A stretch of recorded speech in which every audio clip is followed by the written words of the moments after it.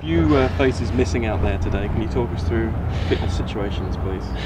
Yeah, and that's just it's obviously just part of the process. We're going to our 5th game in 16 days tomorrow night, and as you can imagine, as I've said throughout, there's bodies that are generally sore, and Adama's the only one at this stage who's ruled out. The rest again we'll assess in the morning. But as I said, throughout there won't be any risks taken with anyone because we'll. Like the previous 4 games, we'll need a fit team out there. Nick Ansell not training and Pablo leaving a bit early, is that correct? Yeah, and there was a few other sore bodies that trained as well. So they're not the only ones, but them two at the moment, having a look after them a little bit more. Who's the favourite with the Dama? Is his knee worse than you thought? Or?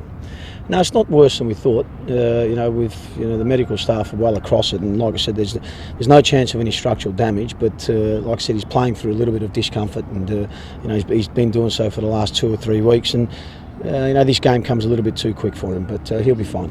Who's the favourite to partner Ado in the centre of defence then? Once I find out how everyone's feeling and once I get all the information, I'll be able to make a clearer decision. But like I said, there won't be any chances taken with people being not fully fit because like I said, we need a fit team to go into any game and win a game of football. Fair to assume that perhaps those who didn't start, Rogic, Milligan, Ansell, these guys will be in from the start tomorrow? Yeah, well, naturally that Tommy and Millsy didn't play, and hopefully they'll bring they will bring a certain freshness to the team. And Nick's a little bit different. We're going to have to assess him again in the morning, so he's slightly in a different situation. A bit of a bonus, Berisha being suspended. Yeah, look, he's obviously a very, very good player. The fact that he's not playing, they'll still have a very good team out there. They've won games of football without him this season, so that's not certainly my focus by any stretch of the imagination. How do we go about beating them then? Yeah, look, they're almost been given the trophy, to be honest. So we consider them the Premier's Plates holders.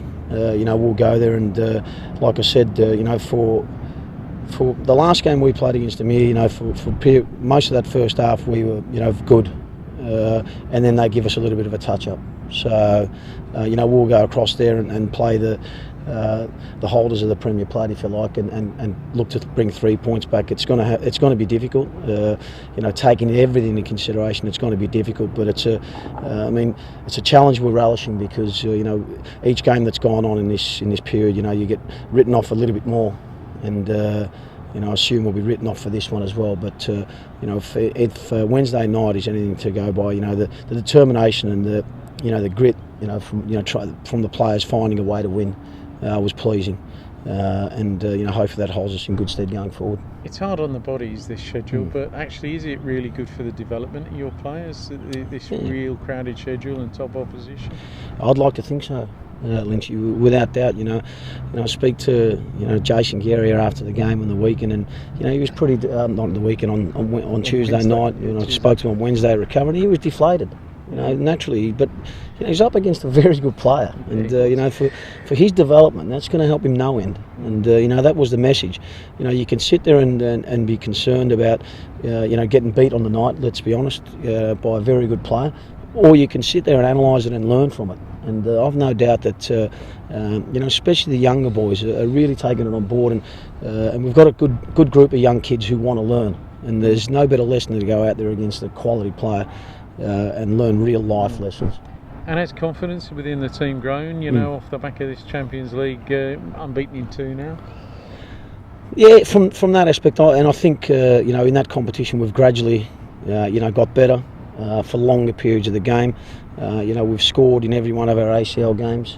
Albeit we've surrendered quite a bit of possession, and in the end we were holding on the other night with a very good team, pushing and throwing everything they had at us. But like I said, the positives that come out of that, there were some good lessons learnt, and we really showed a real will to want to not concede and win a game of football, and it was pleasing. They were white hot that night in January. What learnings do you take from that outing?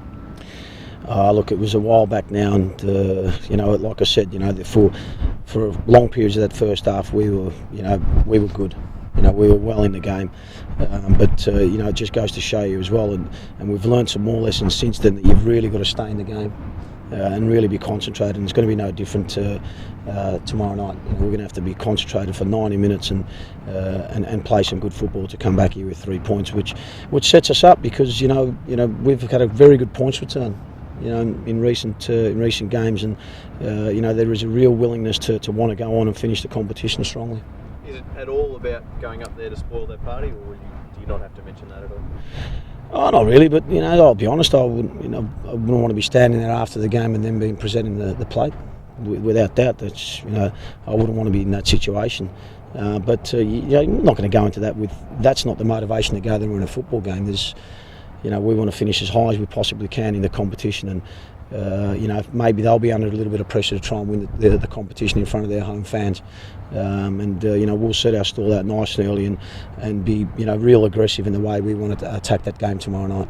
You say they've already got the premiership wrapped up, but clearly there's still a final series to go. If you guys go up there and take a point or take 3 points, and that's a potential game that you will have to play during the finals too. That puts a seed of doubt in the mind too, I suppose, for them. Yeah, it does, but one step at a time. We want to go there, and like I said, this has been a heavy schedule for us, and we'll go into the game tomorrow night as positive as we have the last 4, with no one giving us a chance, with a lot of sore bodies, but with a real determination within the playing group, within the football club to do well and prove everyone wrong. That we can compete, and we can go the fifth 5 games in 16 days, and it is difficult. But like I said, everyone in the competition should want to be in our situation.